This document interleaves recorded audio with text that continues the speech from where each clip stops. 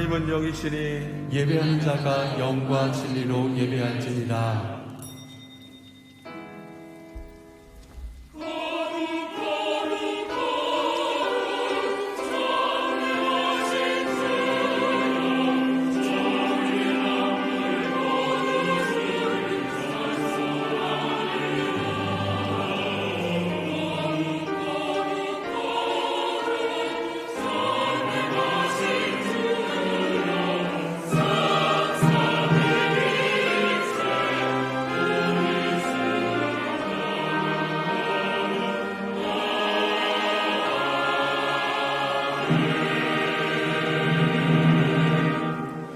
주님, 이 시간 주의 자녀들이 함께 모여 주님의 십자가의 고난, 주님의 십자가의 은혜를 묵상하며 믿음으로 예배하오니 이 시간 저희들의 심령에 주의 십자가의 사랑이 부음받게 하시며 구원의 은혜가 충만케 하시고 성삼위 하나님 영광받아 주시옵소서.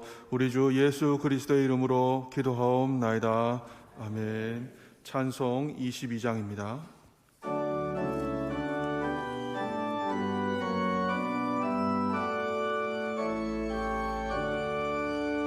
만유의 주 앞에 감사를 드리고 나 경배하면서 찬송을 부르세. 내 맘별아 한 소리로 기뻐 주를 찬양하라.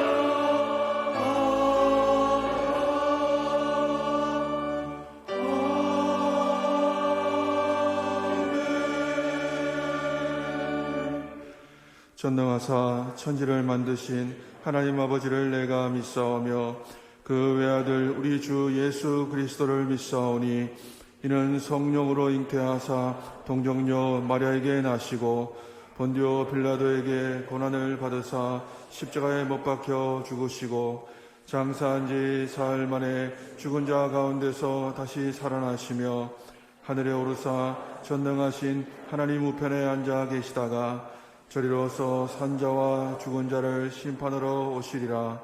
성령을 믿사오며 거룩한 공회와 성도가 서로 교통하는 것과 죄를 사하여 주시는 것과 몸이 다시 사는 것과 영원히 사는 것을 믿사옵나이다. 아멘. 이 시간 주 앞에서 자신을 살피며 먼저 우리의 죄를 고백합시다. 죄로 물든 우리의 몸과 마음을 하나님 앞에 내려놓고 회개하며 기도합시다. 기도하겠습니다.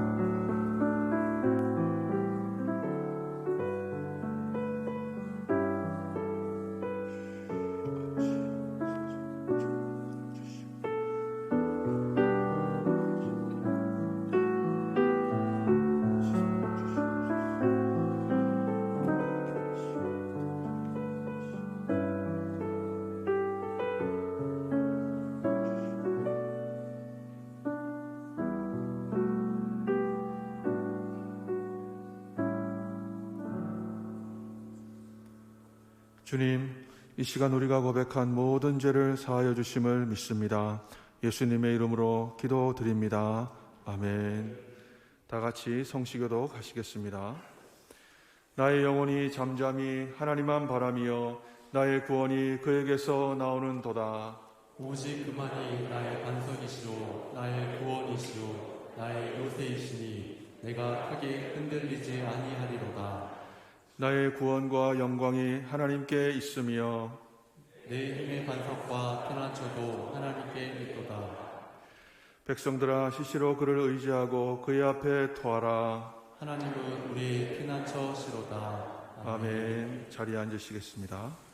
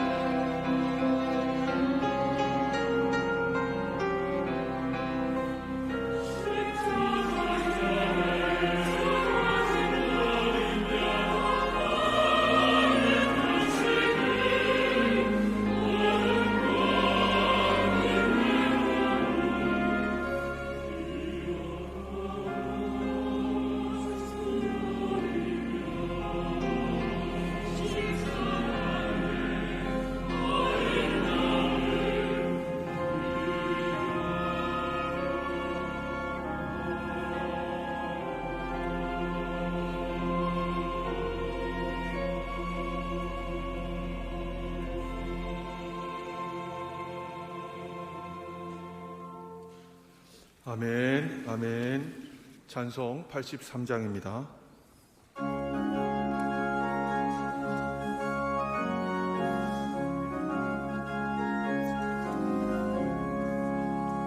나의 마음에 근심 구름 가득하게 덮이고 슬픈 눈물하여 없이 흐를 때 인자하고 부드러운 음성으로 부르사 나를 위로하리 누가 있을까. 주 예수, 주 예수, 주 예수 앞에 누가 있으랴. 슬퍼 낙심될 때에 내 친구 되시는 구주 예수밖에 다시 없도다. 무거운 지붕에 지고 인생 길을 가는 자 힘이 없어 쓰러지려 할 때에 능력 있는 팔을 펴서 나의 손을 붙들어 나를 구해주리 누가 있을까. 주 예수, 주 예수, 주 예수 앞에 누가 있으랴. 슬퍼 낙심될 때에 내 친구 되시는 구주 예수밖에 다시 없도다. 지은 죄를 돌아보니 부끄럽고 외로워 자나깨 나만의 평안 없을 때 주한 죄인 용납하사 품에 안아주시고 깨끗하게 하실 이가 누굴까. 주 예수, 주 예수, 주 예수 앞에 누가 있으랴. 슬퍼 낙심될 때에 내 친구 되시는 구주 예수밖에 다시 없도다. 요단강을 건너가서 시온 성을 향할 때 나와 함께 너의 발이 누굴까. 두려움에 거는 구름 모두 헤쳐버리고 나의 발길 인도하리 누굴까. 주 예수, 주 예수, 주 예수밖에 누가 있으랴. 슬퍼 낙심될 때에 내 친구 되시는 구주 예수밖에 다시 없도다.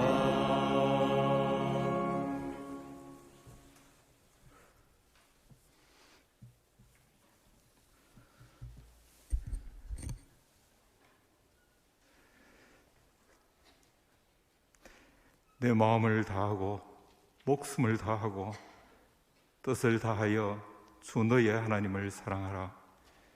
이것이 첫째 되는 계명이요 둘째는 그와 같으니 내 이웃을 내 몸과 같이 사랑하라. 하나님 아버지, 오늘 주신 말씀처럼 하나님과 이웃을 먼저 사랑하고 살아가야 하나 우리들은 코로나와 전쟁, 자연 환경의 변화, 경제적 문제, 자녀 양육 문제 등으로 걱정과 염려, 불안이 끊이질 않습니다. 말씀대로 살지 못함을 용서하시고 이 약동하는 4월에는 복음과 십자가, 부활로 이어지는 정인의 삶, 정인의 삶을 살아갈 수 있도록 우리를 인도하여 주시옵소서.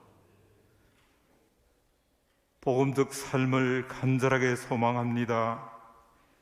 비록 지금은 저희들이 현실의 문제와 염려와 걱정으로 주저앉아 있지만 매일 복음을 읽고 듣고 묵상하는 가운데에 성경 속에 담긴 숱한 기적과 복음이 우리를 날마다 새롭게 하여 주시옵소서. 말씀이 일상의 삶에 녹아지고 행동이 일치하며 성령을 체험한 정인, 믿음의 가정, 이웃에게 화평을 전하는 교회 공동체로 거듭나는 복음적 삶을 소망합니다. 아버지, 십자가의 삶도 기대합니다. 주님은 겟세마네 동산에서 만일 아버지의 뜻이거든 이 잔을 내게서 옮기시되 내 원대로 마시고 아버지의 원대로 하옵소서라고 땀이 핏방울처럼 떨어지도록 간절하게 기도하셨다지요. 그리고는 시험에 들지 않도록 기도하라고 당부하신 후에 고난의 십자가 길을 마다하지 않으셨습니다. 십자가 고난의 높으신 뜻 덕분에 오늘 우리가 살아난 것입니다. 이러한 십자가의 길을 알면서도 나의 십자가가 힘들면 왜 나만 겪는 고난이냐고 불평하며 살아가는 가여운 인생이기도 합니다. 힘들고 불행해 보이는 십자가의 삶 속에 오히려 축복이 있다는 언약의 말씀에도 불구하고 우리는 고난의 포장만 보고 그 속의 값진 약속의 지혜를 놓쳐버리곤 합니다. 우리의 어리석음을 불쌍히 여겨 주시옵소서. 이 사순절만이라도 나를 돌아보고 십자가의 빚진 자로 주님과 이웃을 사랑하고 예배 회복과 복음 전파의 힘을 쏟으며 고난의 십자가의 삶을 끝까지 겸손한 마음으로 걸어갈 수 있기를 간절한 마음으로 기대합니다. 아버지여, 부활의 소망을 위하여 기도합니다. 주님께서는 사망 권세를 깨뜨리고 부활하셨습니다. 성천하시기 전에 내가 세상 끝날까지 너희와 항상 함께 있으리라는 소망을 주셨습니다. 이 소망이 우리 교회의 연로한 어른으로부터 청년과 주일학생, 어린아이, 병상환우에 이르기까지 선교지와 각자의 직장, 생활터전, 우리 지역 사회와 새로운 정부가 들어설 나라 곳곳에 부활 소망이 선포되고 흘러넘치기를 간절히 원합니다. 듣는 우리 귀가 열리고 은혜 충만하게 하옵소서. 이 부활의 참 소망이 교회 내에 이러저러한 당명과제와 예배 회복을 꿈꾸며 몸부림치는 각 위원회와 기관에도 사랑과 충성, 절제와 같은 성령의 열매로 나타나게 하옵소서. 이제는 더 이상 세상적 염려가 우리를 억제하지 못하도록 부활 소망이 강건하여 주시옵소서. 오늘 예배를 주재하시는 목사님과 예배를 수종드는 모든 성김이 위에도 하나님의 가감없는 은혜가 내려지기를 간절히 원하오며 이 모든 말씀 우리를 죄에서 구원하신 주 예수 그리스도 이름으로 기도드리옵나이다. 아멘.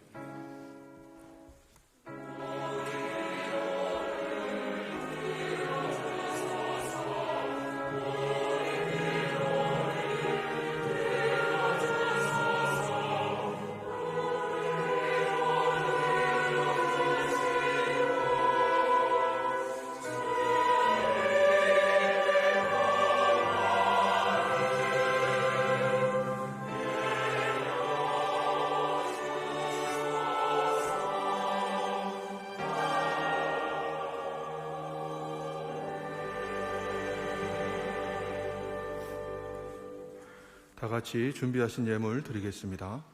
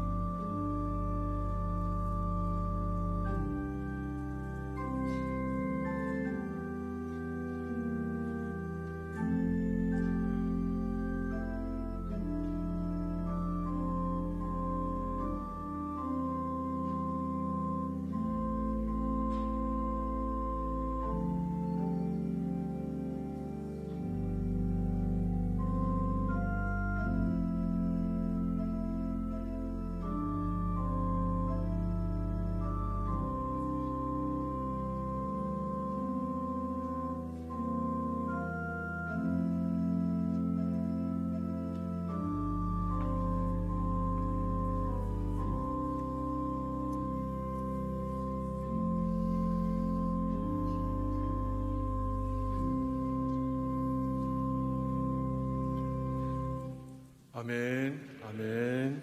다 같이 봉헌하시겠습니다.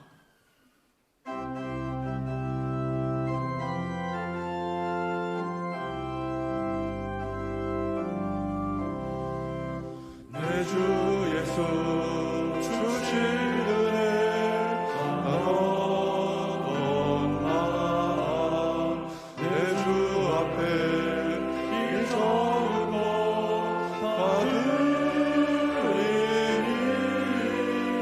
주 예수여 내 정성을 받으소서.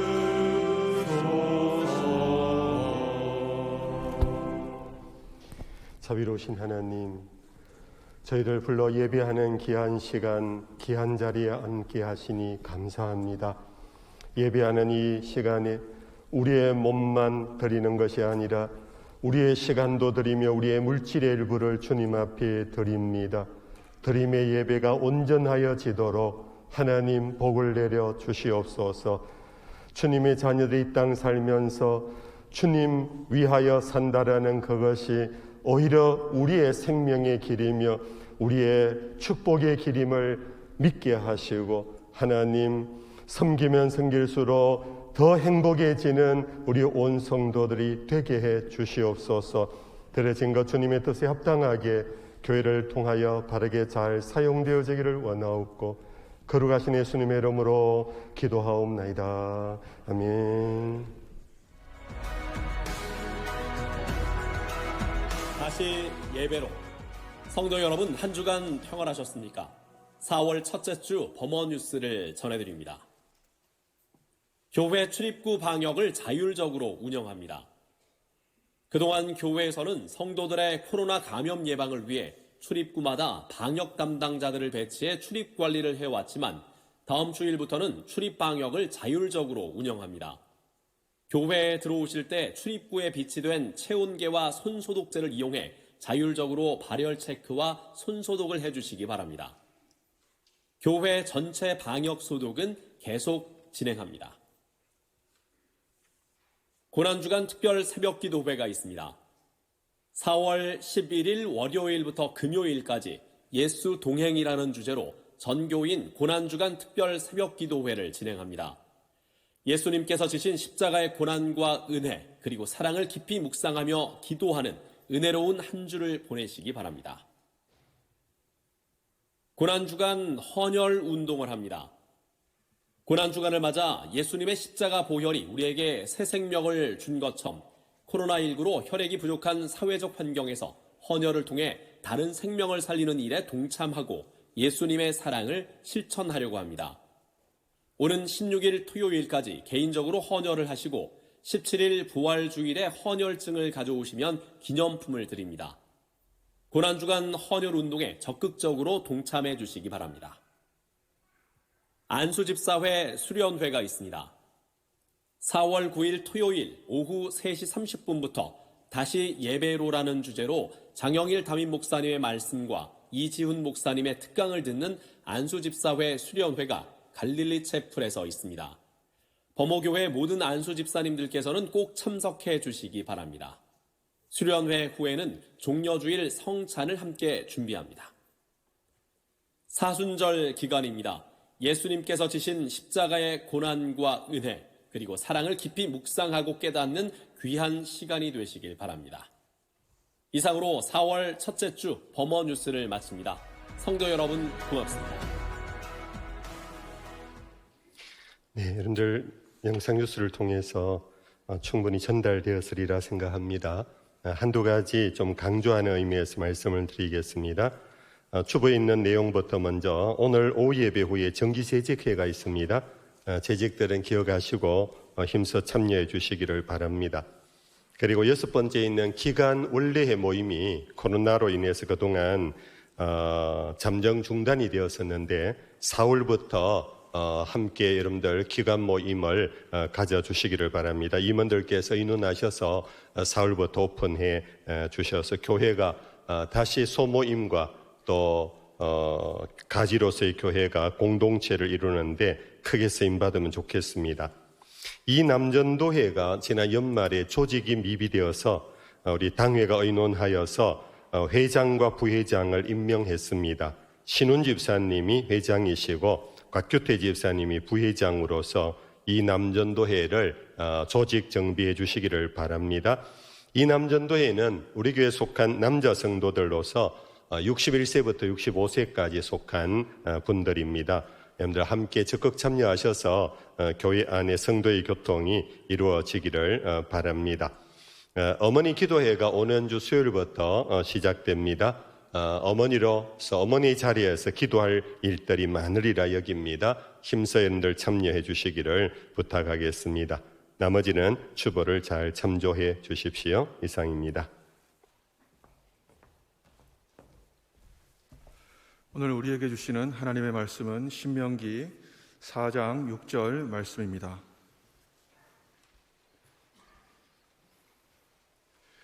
너희는 지켜 행하라. 이것이 여러 민족 앞에서 너희의 지혜요 너희의 지식이라. 그들이 이 모든 규례를 듣고 이르기를 이 큰 나라 사람은 과연 지혜와 지식이 있는 백성이로다 하리라. 아멘.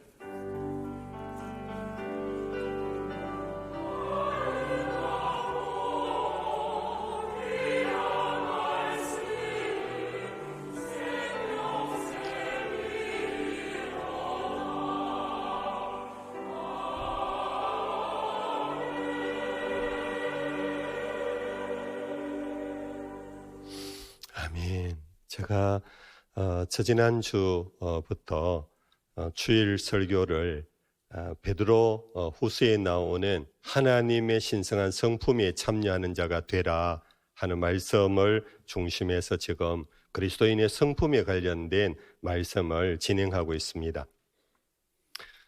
간혹 이 성품에 대한 설교나 혹은 책이나 대화를 하다 보면 우리들 마음이 좀 불편할 때가 많지요. 심지어 화가 일어나요. 그러면서 오히려 두 사람 혹은 기타의 관계 속에서 갈등이 빚어지는 일들을 간혹 봅니다. 목사가 설교를 해도 성품에 관련된 설교를 하면은 듣는 우리 성도들이 마음의 부담을 확 갖고 오히려 마음의 길을 닫아버리고 그러면서 오히려 시험에 빠지는 경우들도 간혹 봅니다. 물론 그러한 부분들은 충분히 이해를 합니다. 그런데 이 성품은 성질과 다르다는 점을 먼저 짚고 넘어가겠습니다. 우리가 성질 혹은 다른 말로 말해서 기질, 이것은 선천적이라고 그럽니다. 이 선천적인 것은 흔히 말하는 타고난 것이라서 고치거나 바꾸기가 너무 어렵습니다. 스스로도 내 성질이 참 못됐어, 내 기질이 참 이거 문제가 있어 알지만은 잘 바뀌어지지가 않아요. 왜냐하면 이것은 부모로부터 하나의 생물학적인 DNA의 유전과 유사한 그러한 천례적인 거기 때문에 참 어려운 거예요. 야, 나도 내 성질 안다. 나도 바꾸고 싶다. 근데 잘 안 바꿔진다. 제발 좀 내 성질 건드리지 마라. 이러면서 오히려 화가 나는 거지요. 그러나 오늘 성경이 우리에게 말하는 이 부분은 성질 혹은 기질을 향하여서 가르침이 아니라 그와 좀 다른 표현인 성품에 관련된 가르침입니다. 예수님께서 우리가 잘 아는 말씀입니다. 마태복음 11장 28절 이하에 이렇게 말씀한 거지요. 수고하고 무거운 짐진 자들아 다 내게로 오라. 내가 너희를 쉬게 하리라. 나는 마음이 온유하고 겸손하니 나의 멍에를 메고 내게 배우라. 그리하면 너희 마음이 쉼을 얻으리니. 우리가 본받아야 하고 우리가 가야 할 그리스도인의 성품의 가장 대표적인 것이 바로 예수님의 성품입니다. 그 예수님의 성품을 딱 요약하면 당신께서 친히 말씀하신 대로 온유하고 겸손한 성품, 그것을 내게 와서 배우라고 말씀하셨습니다. 이것은 배움을 통하여, 학습을 통하여, 훈련을 통하여 변경될 수 있다, 변화가 일어날 수 있다, 개발이 되어진다라는 것을 전제하고 있습니다. 바뀌어지지 아니하는 고질적인 것을 예수님께서 우리에게 배우라고 말씀할 리는 없습니다. 더구나 우리는 이 말씀은 우리가 한국교회가 그동안 마태복음 11장 28절에 주목해 왔습니다. 수고하고 무거운 짐진 자들아 다 내게로 오라, 내가 너희를 쉬게 하리라. 여기에서 멈춰버렸어요. 근데 이 예수에게로 가면 쉼을 얻는 것은 분명한데 그것은 육체적인 쉼이 아니라는 겁니다. 여러분들, 우리가 아무리 하루 종일 아무것도 안 하고 빈둥빈둥하면서 정말 무위의 상태에 들어간다고 해서 여러분들 쉼이 있습니까? 내 마음이 뭔가 비틀어져 있고 상처 있고 내 마음속에 눈물이 나는 상황이 있는데 내가 하루를 그냥 아무 일도 안 하고 무위의 상태에 들어간다고 해서 우리의 마음에 평안과 쉼은 없습니다. 그러므로 예수님의 말씀에 굉장히 중요한 포인트가 여기에 있습니다. 참된 쉼은 어디에서 오는가? 너의 마음이 온유하고 겸손할 때 너희들은 참된 샬롬, 쉼, 안식을 누리게 된다라는 것입니다. 그래서 우리가 늘 바라는 것, 안식, 쉼, 휴식의 문제는 육체의 문제 이전에 마음의 문제이고 그것은 결국은 성품의 문제이고 성품이 예수님을 닮아 온유와 겸손할 때는 우리는 이 갈등과 다툼에 오늘의 이 사회생활, 가정생활, 교회생활 안에서 우리는 쉽게 치유되고 빨리 치유되고 우리는 회복되어질 수 있는 길이 바로 성품의 문제이라는 겁니다.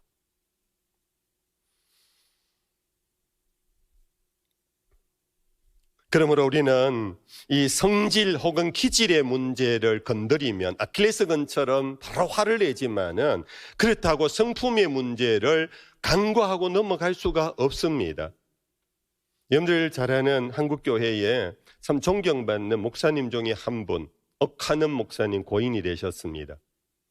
그분이 서울 사랑교회를 개척하고 정말 한국교회의 모범인 그러한 교회를 세우신 분인데 그 과정이 제자훈련 목회라는 거였습니다. 수많은 목회자들의 신학생들이 그 제자훈련 프로그램을 지도자 과정에 참여하고 훈련받아서 당신 교회에 제자훈련을 시키고 있는데 이 옥 목사님께서 몇 번 하신 말씀에 기억이 있습니다. 목사님들이요, 여러분들이 제자훈련을 하는 목적이 뭡니까? 이게 발라야 합니다. 제가 이제 옥 목사님 말을 그냥 그대로 인용을 해보는 겁니다. 여러분들 제자훈련을 통하여 믿음이 자라게 한다라는 것은 내려놓으십시오. 믿음은 하나님의 선물입니다. 믿음은 제자훈련과 아무 상관이 없습니다. 한국교회에 내가 사랑의 교회를 세워서 제자훈련 하기 이전부터 한국교회는 믿음으로 충만한 귀한 성도들이 많았습니다. 그러나 제자훈련을 하는 까닭은 그 믿음 위에 덕을 세우고 그리스도인의 성품을 세워가면서 제가 지난주 말씀드린 것처럼 선교 공동체와 예수의 증인으로서의 삶에 이 성품이 빚는 영향력이 매우 지대하기 때문에 제자훈련의 목표는 성품의 변화를 가져오는 것입니다. 그것이 이루어지지 못하면 제자훈련은 실패 본 겁니다. 여러분들 제자훈련반이 받으신 분들이 있습니다. 그리고 지금도 진행 중에 있는 분들이 있습니다. 여러분들 잊지 않아야 합니다. 이 제자훈련을 통해서 내가 믿음이 더 자라겠다. 물론 도움됩니다. 그러나 여러분들 포인트를 여러분들 잃지 않아야 합니다. 저는 제자훈련을 직접 시킬 때 항상 빌립보서 2장 5절 이하를 암송시켰습니다.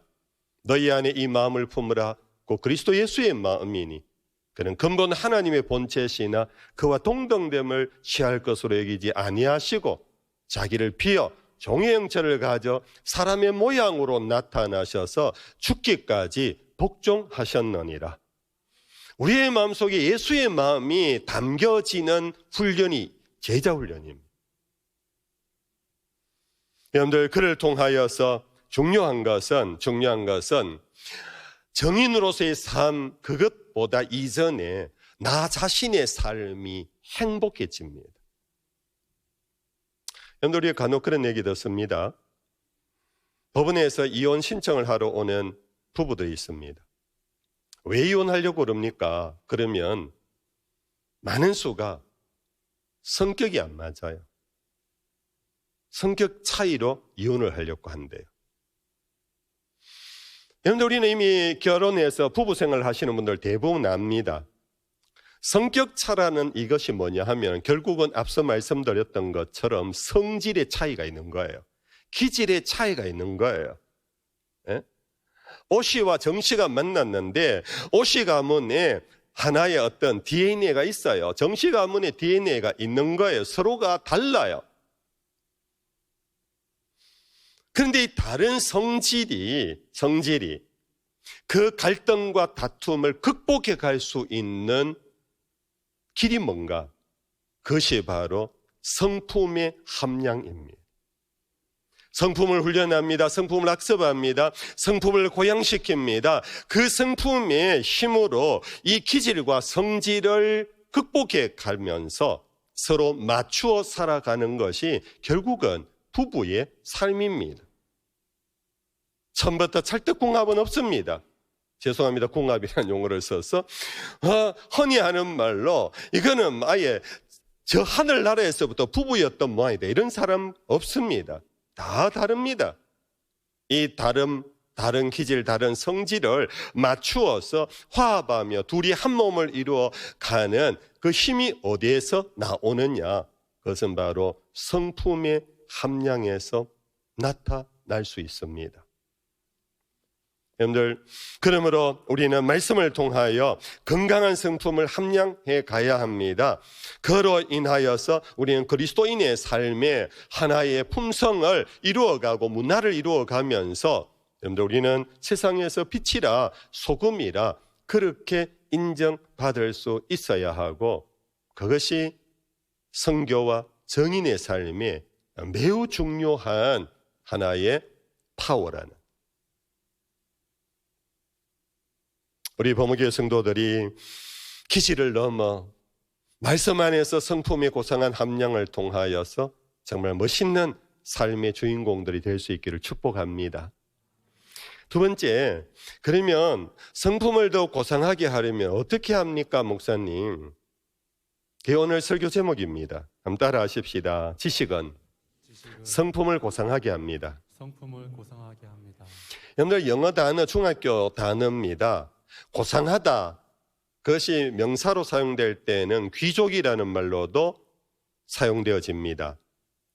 그것이 바로 noble이라는 겁니다. N-O-B-L-E.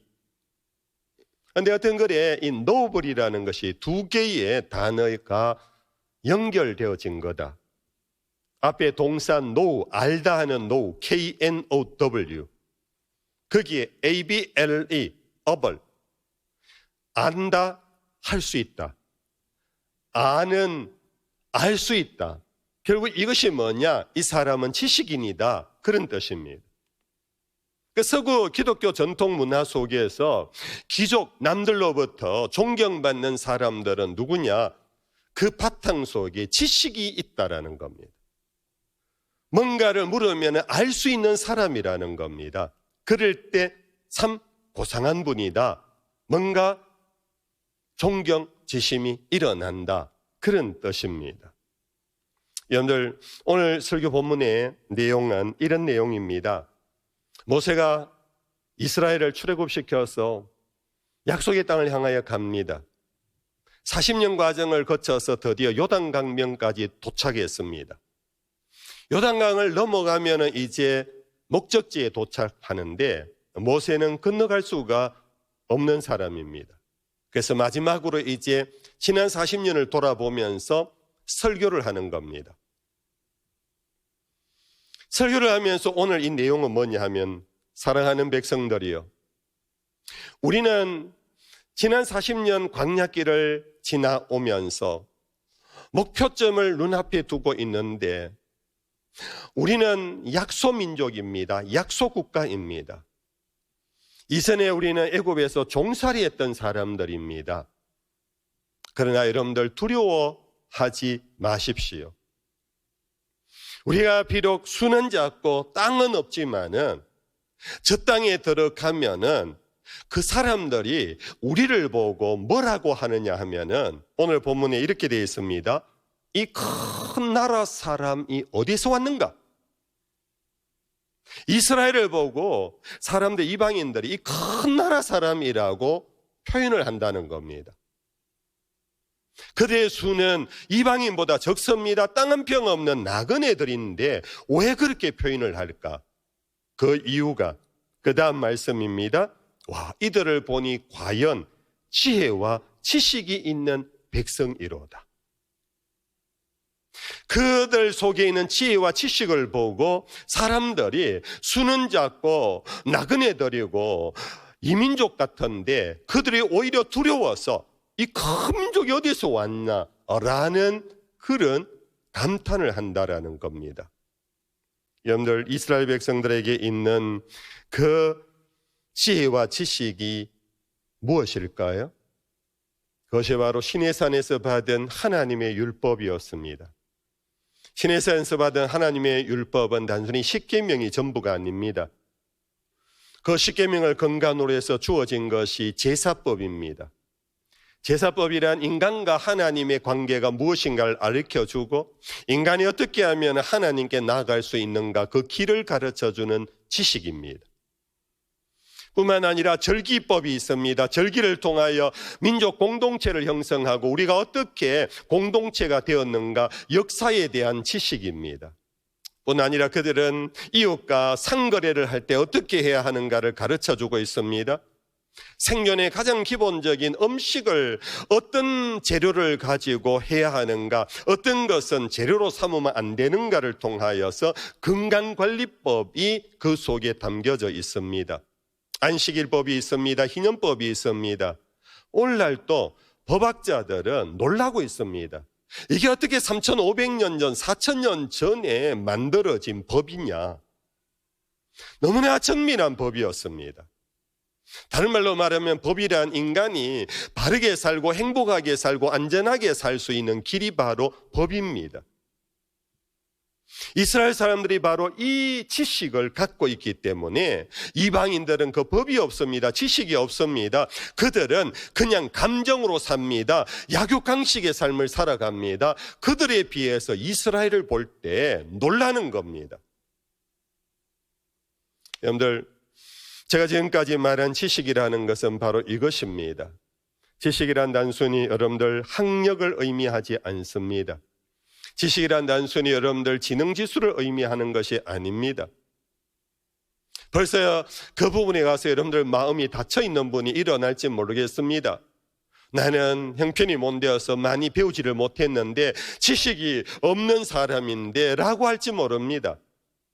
여러분들 아마 경험 속에 주변에 그런 분을 만났을 것입니다. 어떤 귀한 노신사가 학벌이 없습니다. 돈이 없습니다. 지위가 높지 않습니다. 근데 그분이 만나면 말 한마디를 하셔도 뭔가 품이 있는 말을 합니다. 들을 말을 합니다. 내가 무슨 말을 할 때 나이가 많다고 해서 나를 깔보지 아니하고 어른께서 아주 겸손하게 들어주십니다. 그러면 여러분들 그 모습 속에 우리는 저절로 고개가 숙여지지 않습니까? 여러분들 바로 이것입니다. 그런 분의 공통된 점이 뭐냐 하면은 그분들은요 대학을 나오지 않아도 늘 시간만 나면 책을 읽으시는 분입니다. 시간만 나면 이웃과 만나서 대화를 하시는데 자기 이야기는 별로 하지 아니하고 늘 들으십니다. 그러면서 자기 속에 계속해서 배움을 축적해 가는 분입니다. 학교에서 얻는 배움이 아닙니다. 어떤 IQ로 인해서 주어진 그런 것이 능력이 아닙니다. 그로 인하여 그는 성품의 변화가 일어납니다. 그의 삶의 태도의 변화가 일어납니다. 그것이 바로 성경이 말하는 지식입니다. 성경이 말하는 지혜입니다. 그것이 있을 때 여러분들 비록 볼품 없고 비록 가진 것 없고 비록 여러분들 학벌이 없더라도 그분의 성품은 그 어느 누구보다 멋있는 성품, 정말 볼수록 진국 같은 사람이라는 칭찬, 인정을 받을 수 있는 것 아니겠습니까? 여러분, 우리는 옛적에 그런 말을 많이 들었습니다. 부모로부터 선생님으로부터 야, 공부 좀 해라. 공부해서 남 주냐? 그래서 많은 우리 이전 세대 사람들이 열심히 공부했습니다. 그래서 공부해서 출세했습니다. 득세를 합니다. 어릴 때부터 들어왔던 말이 있습니다. 공부해서 남 주냐? 남 안 줘요. 이것이 우리 사회에 앞서 출세한 사람들의 문제점이라고 지적하면서 언제부터 이제는 학교에서나 교회에서 바꾸어 말합니다. 열심히 공부하자. 공부해서 남 주자. 이런 말로 이제 바꾸어 하지 않습니까? 너희들이 출세를 하고 너희들이 돈을 벌고 너희들이 득세하면 그것으로 자기를 위하여 삼지 말고 나라를 위하여 이웃 사회를 위하여 섬기는 봉사자가 되라. 그런 변화가 일어났었습니다. 그런데 저는 이 설교를 준비하면서 갑자기 이 말이 떠오르더라고요. 가만 생각해 보니까요, 옛 어른의 이 말이 버릴 게 아니더라고요. 바꿀 것도 아니더라고요. 맞더라고요. 공부해서 남 주냐? 여러분들, 우리는 이 공부를 우리는 자기도 모르게 무슨 취업 준비 공부 혹은 입시 공부에 꽂힐 때는 그런 식으로 생각해요. 그런데 여러분들 아시잖아요. 이미 공부란 인생 전체가 공부라는 것, 우리의 삶의 모든 순간순간이 공부라는 것. 그래서 우리는 배움을 갖습니다. 학습을 합니다. 훈련을 합니다. 그 공부가 제대로 된 사람은요, 자기가 행복해져요. 자기가 풍성해져요. 자기 삶이 쫓이지 않아요. 많은 것을 가졌지만은 여러분들, 자기 스스로 세상에서만 내공이 쌓이지 않는 사람은 늘 조마조마하게 살아가요. 늘 여러분들 불안해, 불평, 원망 속에 살아가요. 그런 사람들 만나면 주변 사람들이 힘들어요. 오늘 우리는 우리의 성품, 예수님이 말씀하신 대로 내게 와서 배우라. 내 마음은 온유하고 겸손하니 내게 와서 배우라. 이 배움 학습을 계속해 가야 합니다. 그로 인하여 우리는 지식을 쌓아가야 합니다. 그 지식의 사람이 될 때 노블맨이 됩니다. 그것이 우리의 성품을 변화시킵니다. 그것이 우리의 삶을 바꾸어 놓습니다. 나 자신의 삶을 바꾸어 놓는 것이 아니라 사실은 세상을 바꾸어 놓습니다. 그런데 예수님께서 이 땅에 오셔서 십자가만 지고 간 것이 아니라 이 복음을 땅끝까지 전하기 위해서 당신이 특별히 12명의 제자를 찾고 부르시고 그들과 함께 3년을 보내며 우리가 표현하는 제자 훈련을 시키신 분입니다. 12명만 그런 것이 아니라 수천 명을 두고 예수님은 말씀을 선포하신 분입니다. 예수님 병도 고쳤습니다. 가난한 이웃의 친구도 되셨습니다. 그러나 복음서에 보면 예수님은 전도와 가르침이 그의 삶의 사역의 거의 전부였습니다. 이유는 결국은 배움은 바르게만 배운다면, 바르게만 학습한다면, 바르게만 훈련한다면 그 본인만 바뀌는 것이 아니라 세상을 변화시킬 수 있다라는 예수님의 소원이 그 속에 표현되어져 있는 것입니다. 여러분들, 오늘 우리는 스스로 자기를 돌아보아야 합니다. 나는 열심은 있는데, 특히 하나님에 대한 열심은 있는데, 그래서 교회에 와서 열심히 내가 교회 생활을 하는데 뭔가 모르게 불편함이 많다면, 뭔가 모르게 이웃 동료들과의 갈등이 많다면 왜 그럴까? 왜일까? 여러분들 겸손히 진지하게 고민해 보셔야 합니다. 이대로 교회 생활할 수는 없는 겁니다. 내 열심을 품고 예배를 참석하고 열심을 품고 내가 섬기는데 내 마음에 평안이 없습니다. 늘 뭔가 모르게 불평이 일어납니다. 갈등이 일어납니다. 왜일까? 생각하셔야 합니다. 그것은 결국은 나의 믿음의 문제가 아닙니다. 믿음이 없어서가 아닙니다. 그것은 바로 나의 성품의 문제입니다. 예수님이 그냥 내 제자가 되어라, 날 따라다니며 전도나 해라, 내 따라다니면서 귀신이나 내어 쫓아라, 그래 말씀하지 아니하시고 내게 와서 배우라. 무엇을? 신학을? 교리를? 그게 아니고 내 마음을 배우라. 내 성품을 배우라. 여러분들 겸손히 깊이 생각해 보셔야 합니다. 그래서 우리는 교회 생활하면서 계속 배움이 있어야 합니다. 계속 배움을 여러분들 찾아다녀야 합니다. 사도 바울은 교회를 향하여 이런 기도를 했습니다. 특별히 빌립보 교회를 향하여 보낸 편지 속에서 나옵니다. 같이 한번 읽어보겠습니다. 빌립보서 제1장 8절 이하입니다. 같이요. 내가 예수 그리스도의 심장으로 너희 무리를 얼마나 사모하는지 하나님이 내 증인이시니라. 내가 기도하노라. 너희 사랑을 지식과 모든 총명으로 점점 더 풍성하게 하사 너희로 지극히 선한 것을 분별하며 또 진실하여 허물 없이 그리스도의 날까지 이르고 예수 그리스도로 말미암아 의의 열매가 가득하여 하나님의 영광과 찬송이 되기를 원하노라. 바울이 교회를 향하여 기도했습니다. 너희의 지식과 모든 총명으로 그것이 점점 더 풍성하게 되기를 원한다. 너희들의 지식이 멈추지 않기를 원한다. 너희들 속에서 지식과 총명이 더욱 풍성해지기를 원한다. 목적은 그로 인하여 지극히 선한 것을 분별해낼 수 있어야 한다. 그리고 너희들이 의가 무엇인지 바르게 깨닫고 그 안에서 의의 열매가 가득하여지려면은 너의 지식과 총명이 갈수록 풍성하게 되기를 원한다. 그것이 우리가 원하는 하나님의 영광과 찬송이 되는 길이다. 흔히 그러잖아요. 하나님의 영광을 위하여 살아야 하는데 목사님, 제 삶 꼬라지가 하나님의 영광이 안 돼요. 여러분들, 우리는 그렇게 얘기할 때 흔히 사업을 잘 돼서 성공을 하든지 자녀가 잘 돼서 자랑거리가 있든지 뭔가 그런 것을 갖고 하나님의 영광이라고 그러는데 오늘 바울의 이 기도의 내용을 보면 그게 아니래요. 우리가 거룩한 지식과 총명으로 점점 풍성하게 되면서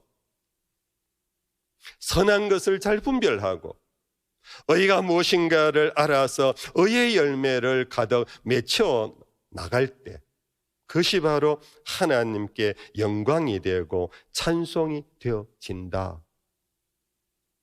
그런 귀한 성도들이 될 수 있기를 축복합니다. 여러분들, 만약에 목사님 난 관심 없어요, 난 그냥 교회 열심히 다니고 나 그냥 찬양대하고 나 교사하고 그럴래요. 여러분들 죄송하지만 만약에 이 지식이 점점 풍성하여져 가지 않으면 어떤 결과가 나오는가? 호세아 제4장 6절의 말씀입니다. 내 백성이 지식이 없으므로 망하는도다. 내가 지식을 버렸으니 나도 너를 버려 내 제사장이 되지 못하게 할 것이라. 우리는 왕같은 제사장인데 제사장이 되지 못하게 한답니다. 그리스도인의 사명을 제대로 못하게 한답니다. 언제? 우리가 지식을 버릴 때. 너희가 지식이 없으면 망한다. 학벌이 없으면 망한다는 얘기가 아닙니다. IQ가 낮아서 망한다는 얘기가 아닙니다. 잠언 제19장 2절입니다. 지식 없는 소원은 선하지 못하고 발이 급한 사람은 잘못 가느니라. 여러분들, 여기 지식 없는 소원이라는 것은 뭡니까? 우리의 기도의 제목 아니겠습니까? 우리는 많이 기도합니다. 어떤 문제를 두고 여러분들 금식도 합니다. 목사님, 나 이렇게 기도하는데 왜 이루어지지 않나요? 죄송하지만 오늘 이 본문이 답을 줍니다. 지식 없는 소원은 선하지 못하기에.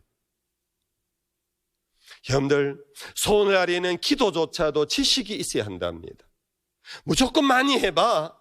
무조건 많이 해봐. 산에 가서 소나무 뿌리 몇 채 뽑아봐. 하나님이 감동 먹도록 해봐. NO! 지식이 없는 소원은, 지식이 없는 기도는 선하지 않다. 그러기에 하나님의 뜻이 이루어질 수가 없다. 그래서 예수님도 너희는 이렇게 기도하라고 기도를 가르쳐 주셨다라는 것 잊지 마십시오. 기도도 지식이 필요하다는 것입니다. 정한 수를 떠놓고 여러분들 정성만 다하면 된다라는 우상의 기도를 우리는 따라가고 있지 않는가? 전도서 제9장 10절입니다. 내 손이 이를 얻는 대로 힘을 다하여 할지어다. 내가 장차 들어갈 스올에는 일도 없고 계획도 없고 지식도 없고 지혜도 없음이니라. 여러분들, 우리가 장차 들어갈 스올은 지옥을 의미합니다. 지옥의 광경을 하나 여기에 그려놓고 있습니다. 유황불의 그림이 아닙니다. 어떤 그림입니까? 거기에는 일도 없고 계획도 없고 지식도 없고 지혜도 없답니다. 여러분, 오늘 우리가 살아가면서 일이 없습니다. 계획이 없습니다. 왜 일도 없고 계획도 없느냐 하면 뭘 할지를 몰라서, 지혜와 지식이 없어서 그런 겁니다. 지옥은 오늘 죽기 전에 우리가 살아가는 삶의 현장이 이러면은 그곳이 바로 지옥입니다. 오늘 우리는 불확실한 세상을 살아갑니다. 무엇이 어떻게 내일이 갑자기 닥칠지 모릅니다. 이럴 때 우리 그리스도인들은 지혜와 지식을 구해야 합니다. 그러면서 하나님의 뜻이 무엇인가를 찾으면서 그 거룩한 지혜와 지식을 쫓아서 이런 중에도 꿈을 가져야 합니다. 이런 중에도 내일에 대한 계획을 세워야 합니다. 그것이 오늘 지옥 같은 이 세상에서 천국을 누리는 성도의 길입니다. 오늘 적지 않은 분들이 믿음을 반지성주의라고 생각합니다. 목사님요, 나는 많이 알면은요 자꾸 의심이 들어서 믿음이 떨어져요, 목사님. 그래서 저는 막 이런 공부 저런 공부해도 저는 안 가요. 교회만 다닐게요. 여러분들, 일리가 있는 어느 한 부분입니다. 그러나 성경은 믿음이 반지성이라고 하지 않습니다. 오히려 믿음은 하나님의 선물이기 때문에 우리의 지식 때문에 무너질 수가 없습니다. 오히려 하나님의 선물인 믿음은 네 거룩한 지식을 통하여 이것이 고양되어져 갑니다. 이것이 성숙하여져 갑니다. 오히려 내 믿음이 더 명확하고 분명해져 갑니다. 그것이 성경이 말하는 믿음의 길이고, 거기에서 바로 믿음 위에 덕의 지식을 더 하라고 성경 우리에게 가르치고 있는 것입니다.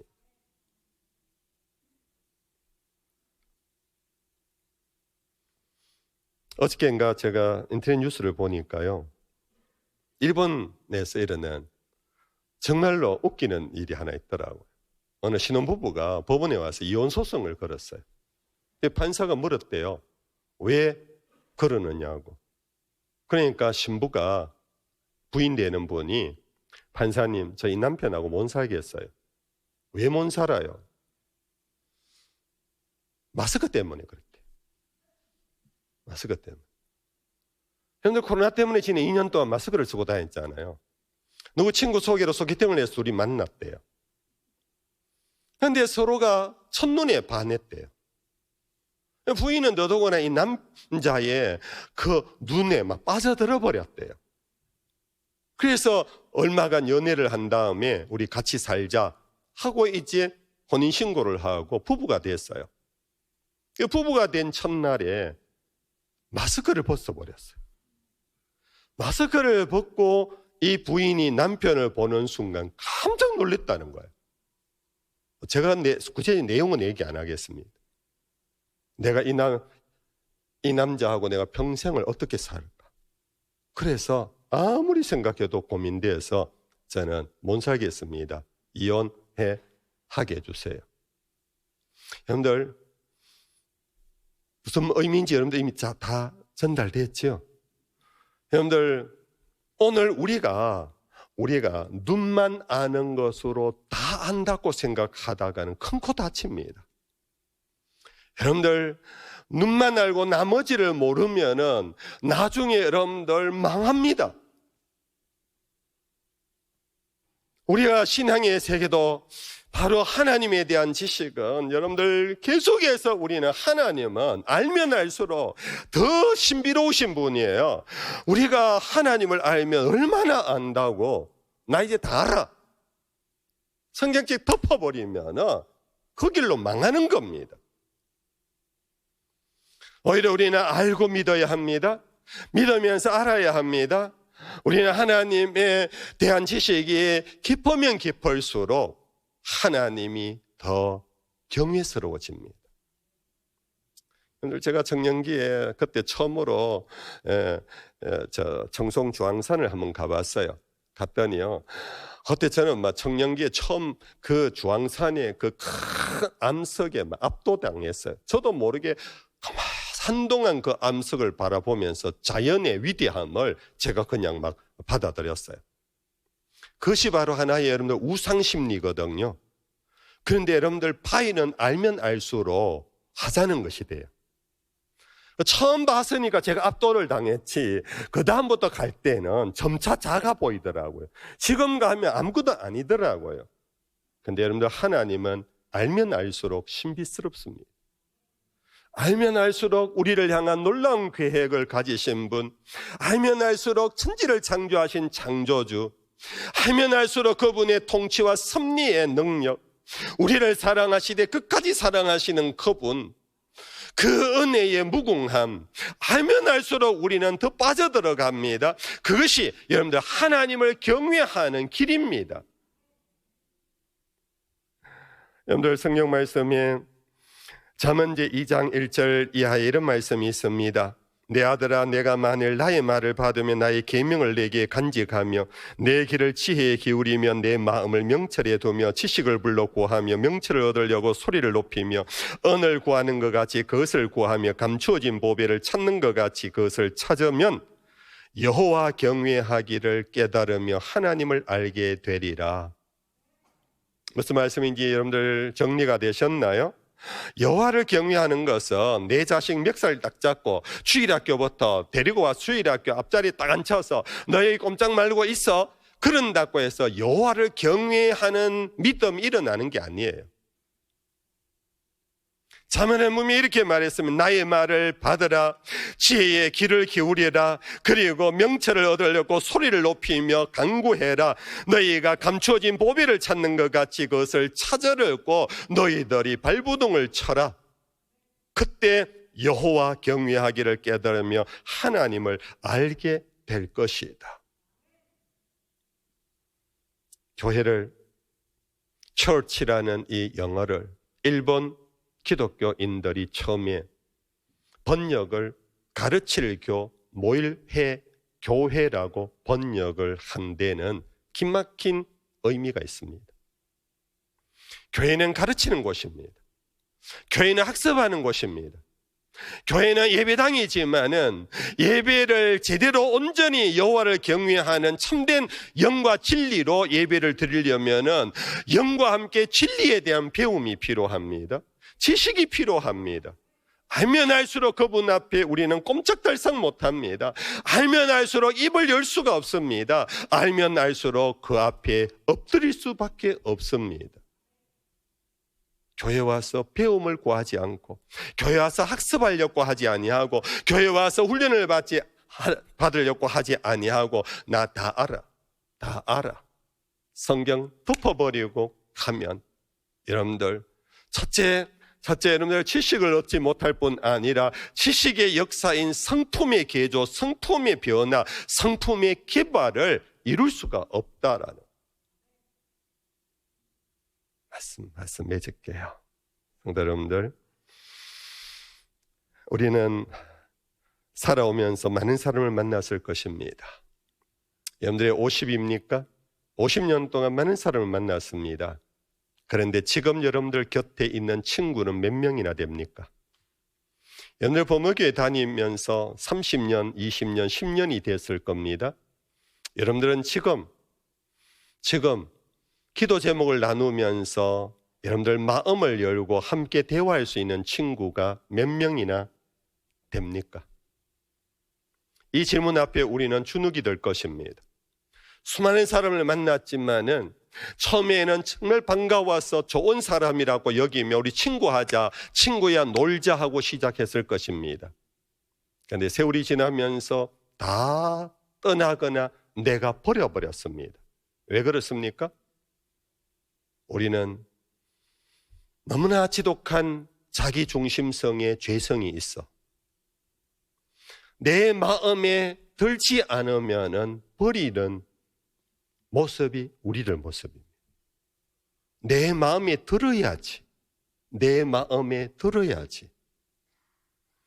여러분들, 우리가 지식이 없을 때는 내 마음이 너무 좁습니다.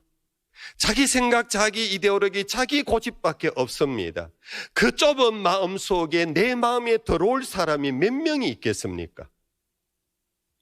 그러나 우리가 여호와를 경외하는 거룩한 지식이 많아지면 많아질수록 여러분들 헬스장에 와서 우리의 어깨를 넓히는 것이 아니라 여러분들 우리의 마음에 이 폭을 넓혀가게 됩니다. 내 속에 거룩한 지식이 충만하면 충만할수록 거룩한 자신감이 있습니다. 나와 같지 않은 사람을 버리지 않습니다. 내 마음에 들지 않는다고 절교하지 않습니다.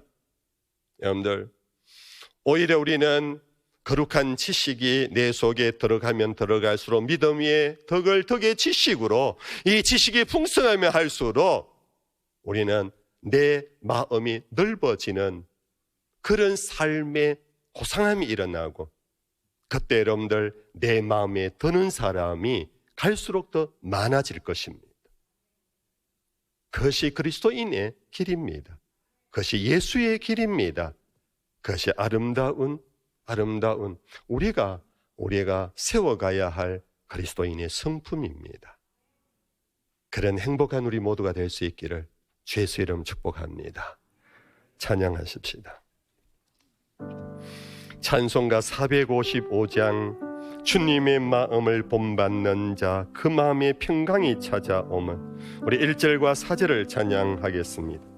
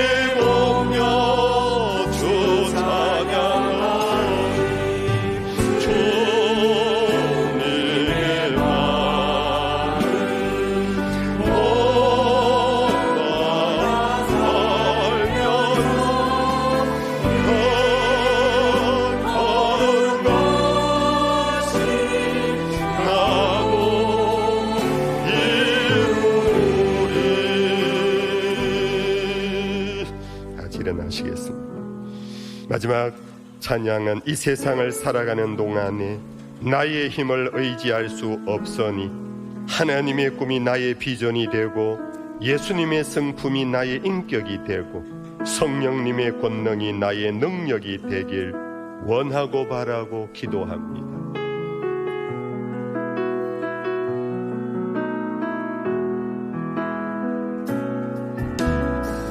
세상을 살아가는 동안에 나의 힘을 어찌 알 수 없으니 기도하고 낙심하지 말고서 주께서 소망이 되시니라. 하나님의 공이 나의 비전이 되고 예수님의 성품이 나의 인격이 되고 성령님의 권능이 나의 능력이 되길 원하고 바라고 기도합니다. 주의 길을 걸어가는 길을 걸어가는 동안에 세상에 의지할 수 없으니 감사하고 낙심하지 말것은 주께서 참 기쁨이 되시리라. 하나님의 공이 나의 비전이 되고 예수님의 성품이 나의 인격이 되고 성령님의 권능이 나의 능력이 되길 원하고 바라고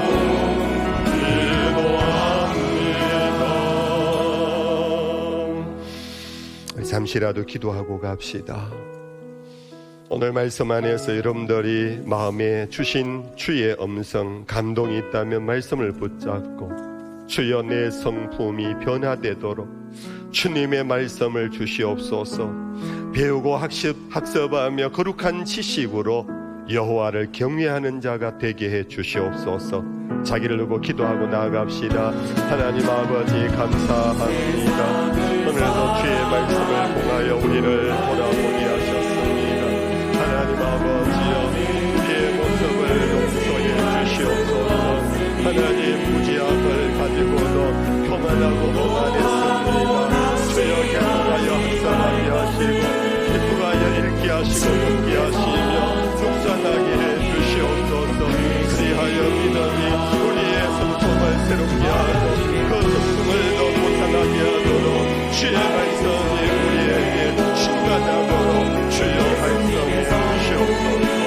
주님 믿습니다. 주의 은혜로 우리를 새롭게 하시옵소서.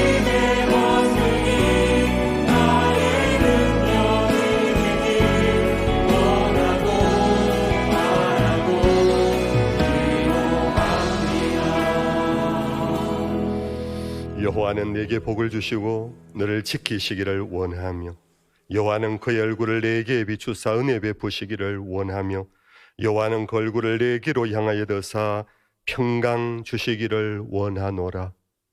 주 되신 예수님 크신 은혜와 아버지이신 하나님 변치 않는 사랑하심과 우리의 영원한 보혜사이신 성령의 위로 교통하심이 이 자리에 있는 모든 예배자들과 온라인 안에서 함께 예배에 동참하는 주의 자녀들 위에 항상 함께 하시기를 간절히 축원하옵나이다. 아멘.